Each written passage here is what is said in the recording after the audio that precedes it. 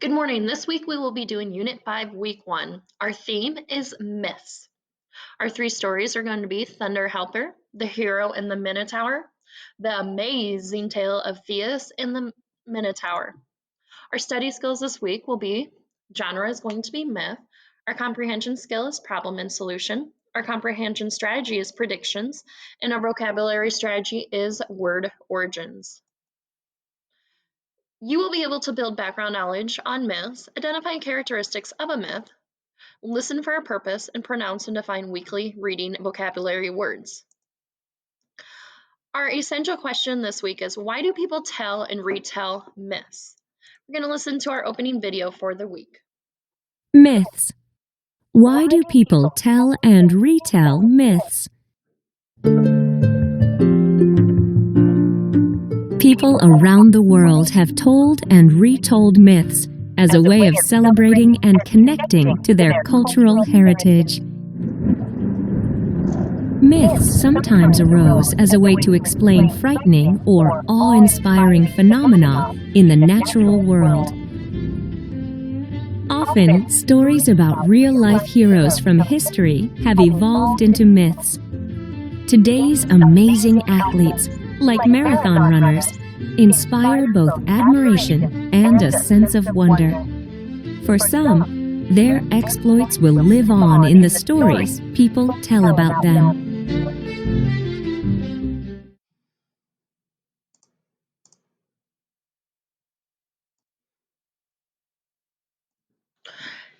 Our weekly concept, like I said, is myths, and our essential question is, why do people tell and retell myths? So the photograph right here of the performer is a hero. He is portraying familiar to audience. So the red face paint and long black beard are symbols that remind audiences of the hero's audacity in the face of danger and his wise and fair treatment of others. His consistent physical appearance makes the general instantly recognizable to audiences who know of his heroic exploits or brave adventures. Because the general is so popular with readers and audiences, his stories are told and retold. So, telling and retelling myths. Please listen. Telling and retelling myths. This performer from the Beijing Opera is portraying a celebrated Chinese general. Audiences never tire of witnessing the larger-than-life exploits of this beloved hero. The general's fabled honor and courage are symbolized by the actor's red face paint and the long black beard made of yak hair. Because he is depicted this way in books and paintings, too, the audience knows exactly who he is the moment he steps on the stage. The fact that the general's story is such a favorite only adds to people's enjoyment of each performance. Talk about it. Write words you have. Our vocabulary words this week are audacity, deception, desolate, exploits, oblivious, somber, steadfast, and valiant. Audacity is boldness that comes from confidence or arrogance. The book uses it as a sentence. People who are brave enough to sail on the open sea show great audacity. Deception, an act that conceals the truth or gives a false impression. Those tags must be a deception because the sale price is not lower than the price for those items at the other stores. Desolate, mostly deserted with few, if any, plants or animals. No one has lived in that neglected, desolate region for many years. Exploits, notable deeds or heroic achievements. Sharon's athletic exploits have earned her many trophies. Oblivious, unaware of something. Damon relished the oatmeal, oblivious to the fact that it was good for him. Somber, depressing and dismal or showing low spirits.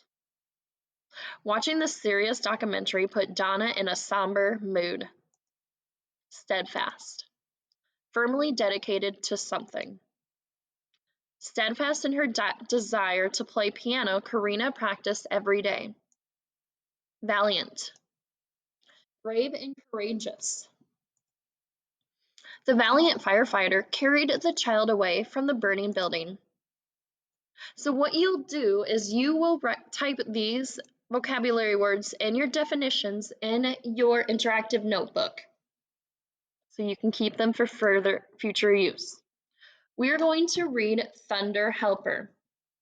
It is about a Greek boy who gains the ability to help his people. Please listen. The Creek are Native Americans who come from what are now Florida, Alabama, and Georgia.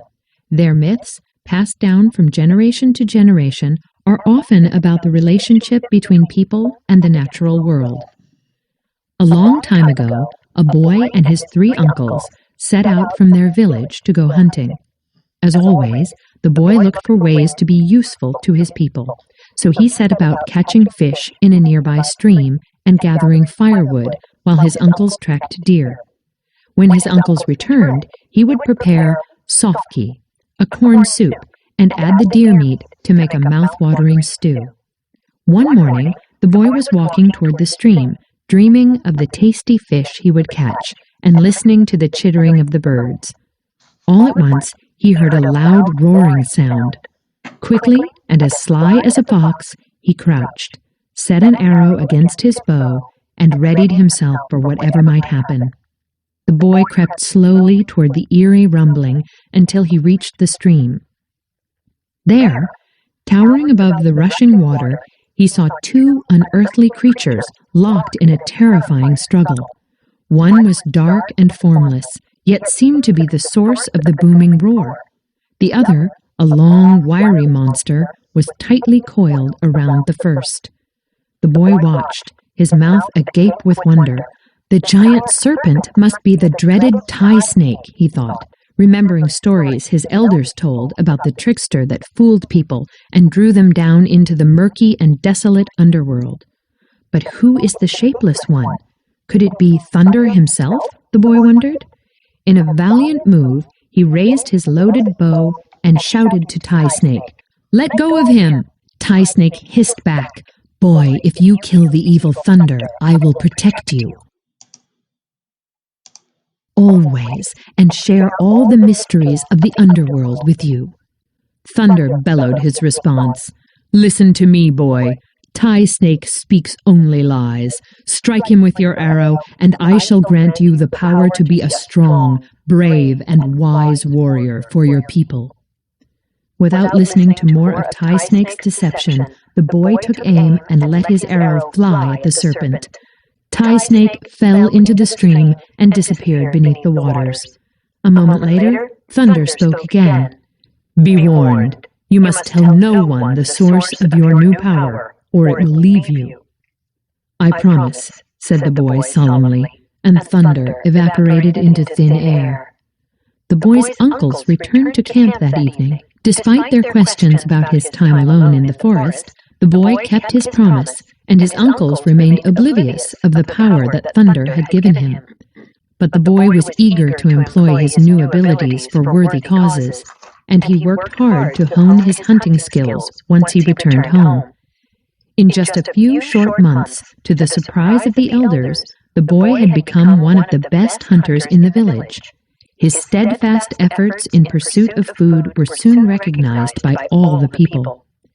It was not long after when the Creek elders learned one of their most fearsome enemies was threatening to attack them.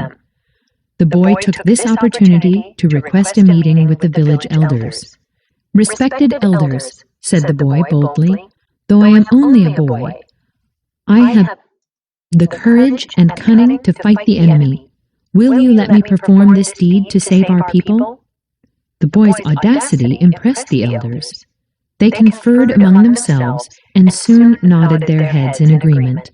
The chief declared, "You have proven your strength and bravery with your hunting. Now, as you go alone to fight the enemy, you must demonstrate your wisdom." With determination, the boy said, "I will not disappoint my people." That very evening, the boy set off through the forest to face the enemy. The villagers gathered to await his return, and as the hours passed with no word, the creek fell into a somber mood. Then suddenly, a deafening roar of thunder made the villagers cover their ears.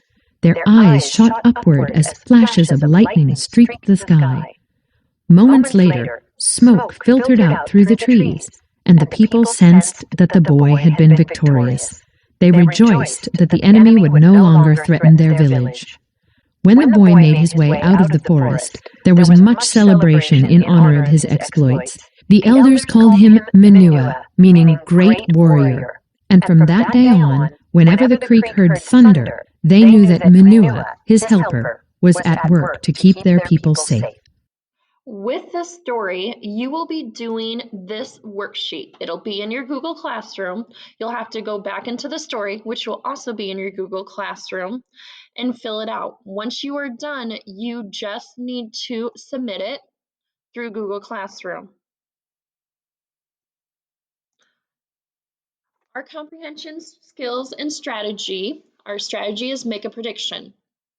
So as we read a myth like Thunder Helper, you want to pause periodically to make predictions about what will happen next. Then use evidence in the text to confirm or revise your prediction.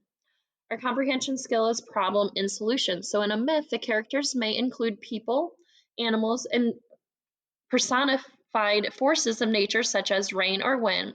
The plot often describes how the main character solves the problem. So in your interactive notebook that'll be labeled comprehension skills and strategies, you need to type these two things in and write what they mean. Our genre this week is myth. So some characteristics of a myth, it often includes non-human characters. It may offer explanations for natural occurrences. So myths are told again and again because the stories express the beliefs of a culture. So the beliefs often have to do with what values are important to the people or how natural occurrences or phenomena of nature came to be. So myths often include non-human or superhuman characters or creatures who make supernatural events occur. So you will put that in your notebook as well behind the section genre. So in your Google Classroom, you are going to find all these things in your Google Classroom. Your packet, which you will find has everything in it. You don't have to do this page, page 2, so you can just skip that.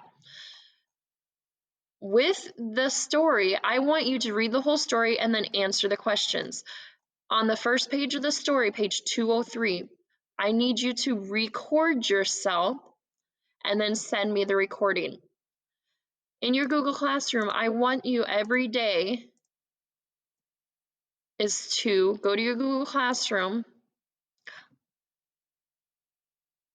and then look at the communication, because I will post what I want you to do every day, and then you'll send me an email to tell me that you got it done so I know that you've been on. If you have any questions, please don't hesitate to email me and I can help you out with anything you want.